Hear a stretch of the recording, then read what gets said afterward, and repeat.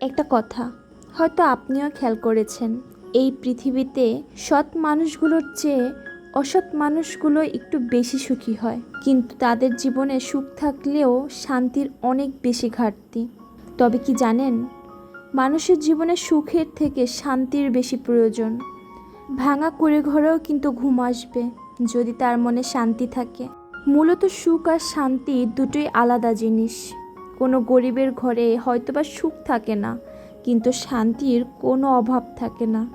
আসলে কি বলেন তো, আমাদের প্রত্যেকের মধ্যেই একটা অভ্যাস তৈরি করা উচিত অল্পতে খুশি থাকার। হ্যাঁ, অল্পতে তুষ্ট থাকার একটা অভ্যাস গড়ে তোলা উচিত। আপনি যদি অল্পতে তুষ্ট থাকেন, দেখবেন আপনার চাওয়া পাওয়া অটোমেটিক্যালি কমে যাবে। এ করে আপনি মনের ভিতরে শান্তি অনুভব করবেন। হ্যালো এভরিওয়ান, আসসালামু আলাইকুম। This is me Murphy. Welcome back to my channel JM Murphy's diary. প্রতিটি সকালই যেন নতুন এক রূপ পায় প্রভাত সূর্য উষ্ণকালীন সূর্যের দীপ্তিতে। প্রতিদিনই যেন নিজের সৌন্দর্য নিয়ে নতুনভাবে প্রকাশ পায়। কিন্তু আমার কাছে আজকে সকালটা একটু বেশি সুন্দর মনে হচ্ছিল। কেন জানেন? আজকে যে আমার মনটা অনেক খুশি ছিল। মানুষের মন খুশি থাকলে কিন্তু অটোমেটিক্যালি সব কিছু ভালো লাগে, চারপাশটাও তখন রঙিন মনে হয়। মন খুশি হওয়ার কারণটা আপনাদেরকে একটু পরে শেয়ার করছি। সকালে উঠেই মার রুমটা ভালো করে যত্ন নিয়ে গুছিয়ে নিলাম। এরপর আমার ময়লা কাপড়গুলো ওয়াশিং মেশিনে দিয়ে দিব। ওয়াশিং মেশিনে কাপড় দিতে যেয়ে দেখি হুইল পাউডার একদম শেষ পর্যায়ে, তাই ভাবলাম রিস্টক করে নেই। আমি মূলত যে কোনো একটা জিনিস পরিপূর্ণভাবে শেষ হওয়ার আগে তা আনিয়ে নেই। হঠাৎ কোন সময় তার লেগে যাবে তা তো ঠিক বলা যায় না। এরপর মেশিনে কাপড়গুলো দিয়ে দিচ্ছিলাম। ওয়াশিং মেশিনের ওয়েট অনুযায়ী কাপড় অনেক কাটলেও কিন্তু সব কাপড় মিক্স করে দেওয়া ঠিক না। কাপড়ের টাইপসগুলো বুঝে কাপড়গুলো দিলে তা কিন্তু খুব ভালো করে কাজ করতে পারে। আমি মূলত কখনোই অনেক টাইপের কাপড় একসাথে মিক্স করে দেই না। যদি বেশি দরকার পড়ে তাহলে 2-3 বারে ধাপে ধাপে মেশিনে কাপড়গুলো ধুতে দেই। কাপড়গুলো দেওয়ার পরপরই আমি ডিটারজেন্ট বক্সে ডিটারজেন্টগুলো দিয়ে দিচ্ছিলাম। এরপর মেশিনের ঢাকনাটা লাগিয়ে আমি পাওয়ার বাটনটা অন করে দিলাম। এদিকে কাপড়গুলো ধোয়া হয়ে যাক আর ওদিকে আমি একটু রান্না করে নিই। আজকে মূলত আমি শখ করে নিজে রান্না করছি, যদিও মা আছে, মাকে আজকে রান্না করতে বারণ করলাম। আজকে আমার নতুন বাসায় নতুন সংসারে আমার বাবা আসবে। বেশ অনেক দিন হয় বাবাকে সরাসরি দেখা হয় না। আজকে আসবে শুনেই সকাল থেকেই মনটা আনন্দে ভরে উঠছে। আমি তো শোনার পর থেকেই শুধু দিন গুনছিলাম কবে সেই সময় আসবে। আমার এই আনন্দ হয়তো প্রতিটি মেয়েই আজকে কিছু হলেও উপলব্ধি করতে পারবে। নিজের নতুন সংসারে বাবা মা আসলে তখন নিজের ভিতর কি অনুভূতি হয় তা হয়তো মেয়েরাই ভালো বুঝতে পারবে। তারা হয়তো এতক্ষণে বুঝে গেছেন আমি কি রান্না করছি। হ্যাঁ, আমি বিরিয়ানি রান্না করছি। এখানে আমি খাসির মাংস নিয়ে নিলাম। খাসির মাংসটা ভালো করে ম্যারিনেট করে নিচ্ছি। এখন আমি মাংসটাকে ভালো করে কষিয়ে সিদ্ধ করে নিব। প্রথমে গরম তেলে গোটা মশলা দিয়ে দিলাম। এরপর দিয়ে দিচ্ছি পেঁয়াজ কুচি। পেঁয়াজ কুচিটা নাড়তে নাড়তে যখন বাদামি কালার হয়ে যাবে, এরপর আমি মাংসটা দিয়ে দিব। এই খাসির মাংসটাকে আমি বাটা মশলা আর গুঁড়া মশলা দিয়ে ভালো করে ম্যারিনেট করে রেখেছিলাম আধা ঘন্টার মতো। মাংসটা আমি দিয়ে দিচ্ছি। এরপর খাসির মাংসটাকে নেড়ে চেড়ে ভালো করে কষিয়ে নিতে হবে। এজন্য আমি কোনো রকম পানি দিচ্ছিলাম না। এরকম কষানোর উপরে খাসির মাংসটা থেকে খানিকটা পানি বের হয়েছিল। এরপর আমি মাংসটা সিদ্ধ হওয়ার জন্য এর ভিতরে খানিকটা পানি দিয়ে দিচ্ছি। এদিকে মাংসটা সিদ্ধ হতে হতেই উপরে তেল ছুপছুপ হয়েছে, তার মানে মাংসটা কিন্তু ভালোই কষানো হচ্ছে। উৎস কষানোর পাশে আমি পোলাওর চালটাকে 70% মতো সিদ্ধ করে নিব। তাই এখানে আমি পোলাওর চালটাকে দিয়ে দিয়েছি সিদ্ধ হওয়ার জন্য।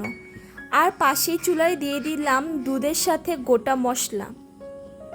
চালটা যখন 70% সিদ্ধ হয়ে যাবে তখন সেটাকে আমরা ছেঁকে নিব। এরপর আমি একটা ফ্রাই প্যানে কষানো মাংসটা দিয়ে তারপর ভেজে রাখা আলুগুলো দিয়ে দিচ্ছিলাম।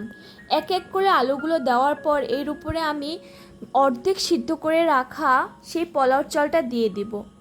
আপনারা যারা এখনও আমার ভিডিওটি দেখছেন তাদেরকে বলছি, আমার এই ভিডিওর কোনো অংশ যদি আপনাদের কাছে সামান্য ভালো লেগে থাকে তাহলে আমার ভিডিওটি একটি লাইক করতে পারেন।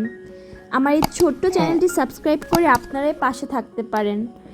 যারা কাজটি অলরেডি করেছেন তাদেরকে অসংখ্য ধন্যবাদ। বাসায় বিরিয়ানি রান্না করার সেরকম কোনো উপকরণ না থাকলেও যে উপকরণগুলো ছিল সেগুলো দিয়েই আমি খুব সহজ উপায়ে বিরিয়ানিটা রান্না করার চেষ্টা করেছি। এরপর আমি পোলাওর চালটা দিয়ে তার উপরে বেরেস্তা দিয়ে দুধ দিয়ে দিয়েছিলাম। ঢাকনাটা বন্ধ করে চুলায় দিয়ে দমে রেখে দেব। এরপর হচ্ছে সেই মোমেন্ট, আসলে কি অপেক্ষার সময় না শেষ হতে চায় না। আমি দেখেছি যখন মানুষ অপেক্ষা করে তখন সে এক একটা মিনিটও কয়েক ঘন্টার মতো সমান। বাবাকে রিসিভ করার জন্য নিচে নেমে দাঁড়িয়েছিলাম, কিন্তু সময় যেন শেষই হচ্ছে না। এই যে আলহামদুলিল্লাহ, বাবা তো সেফলি বাসায় পৌঁছে গেল।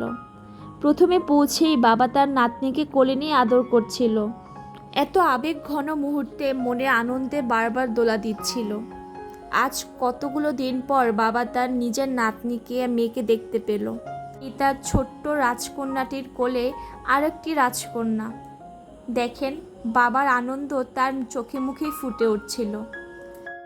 বাবাকে বারবার নিষেধ করেছিলাম যেন সে বেশি ভারী কিছু না আনে, যদিও মা আমাদের সাথে ছিল তাই গুছিয়ে সে অনেক কিছুই আনতে পারেনি, তাই আফসোস করছিল। বাবা মার মন হয়তো এমনই হয়, তাই না? নিজের মেয়েকে, নিজের সন্তানকে সবটুকু দিয়ে তারা ভালোবাসতে চায়। এই যে আমি কিন্তু আপনাদের সাথে আমার আগের ভিডিওতে শেয়ার করেছিলাম, অনেকক্ষণ জার্নিতে যখন আপনারা পেপার মুড়িয়ে কোনো ফ্রোজেন আইটেম আনবেন সেগুলো কিন্তু বরফ ছুটবে না, পানি ছাড়া তো দূরের কথা। আজ দেখেন প্রমাণ দেখিয়ে দিলাম। এত গরমেও কিন্তু মাছ থেকে পানি বের তো হওয়া দূরের কথা, মাছগুলো বরফই ছোটেনি, টেনে টেনে বরফগুলো ছুটাতে হচ্ছিল। এই আইডিয়াটা কিন্তু আসলে খুবই কার্যকরী। আপনারা চাইলে নিজেরা ট্রাই করে দেখতে পারেন।